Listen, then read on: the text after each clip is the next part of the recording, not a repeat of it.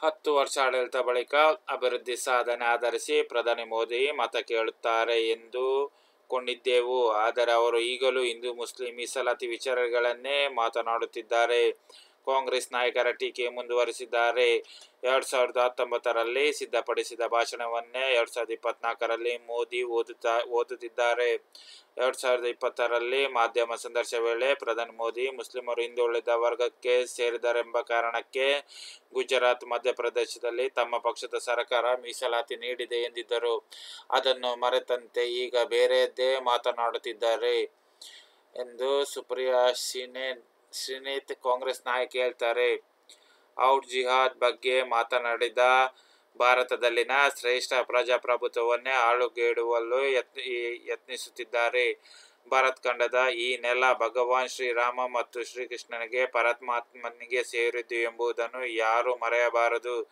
ಸಮಾಜವಾದಿ ಪಕ್ಷ ಮತ್ತು ಕಾಂಗ್ರೆಸ್ ನಾಯಕರು ವೋಟ್ ಜಿಹಾದ್ ಬಗ್ಗೆ ಮಾತನಾಡುತ್ತಿದ್ದಾರೆ. ಧರ್ಮದ ಆಧಾರದಲ್ಲೇ ಜನರನ್ನು ಒಡೆಯಲು ಯತ್ನಿಸುತ್ತಿದ್ದಾರೆ. ದೇಶವನ್ನು ಇಸ್ಲಾಮಮಯ ಮಾಡುವ ಹುನ್ನಾರವಿದು ಎಂದು ಯೋಗಿ ಆದಿತ್ಯನಾಥ್ ಉತ್ತರ ಪ್ರದೇಶ ಸಿಎಂ ಹೇಳಿದ್ದಾರೆ. ನನಗೀಗ 77 ವರ್ಷ. 50 ವರ್ಷಗಳಿಂದ ರಾಜಕೀಯದಲ್ಲಿರುವೆ. ಸಾಕು ಎನಿಸಿದೆ. ಇನ್ನು ಚುನಾವಣಾ ರಾಜಕಾರಣದಲ್ಲಿ ಇರಲಾರೆ. ಇದುವೇ ನನ್ನ ರಾಜಕೀಯ ಜೀವನದ ಕಡೆ ಚುನಾವಣೆಯಾಗಿದೆ. ನನ್ನ ತಂದೆ ತೀರಿಕೊಂಡ ಬಳಿಕ ರಾಗೋಡಕ್ಕೆ ಬಂದು ನೆಲೆಸಿದೆ.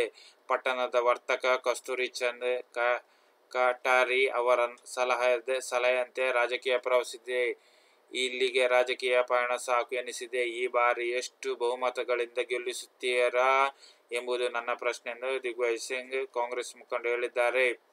ತೆಲಂಗಾಣದಲ್ಲಿ ಅದಕ್ಕೂ ಕಾಂಗ್ರೆಸ್ ಮತ್ತು ಭಾರತದ ರಾಷ್ಟ್ರ ಸಮಿತಿ (BRS) ಪಕ್ಷಗಳು AIMIM ಪಕ್ಷದ ನಾಯಕ ಅಸದುದ್ದೀನ್ ಓವೈಸಿಗೆ ಹೆದರಿಕೊಂಡಿವೆ.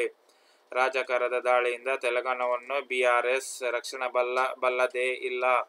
ತೆಲಂಗಾಣದ ABC ತುಷ್ಟೀಕರಣ ರಾಜಕಾರಣ ನಡೆಯುತ್ತಿದೆ ಎಂದರೆ ಅಸದುದ್ದೀನ್ ಓವೈಸಿ, B ಎಂದರೆ BRS, C ಎಂದರೆ ಕಾಂಗ್ರೆಸ್.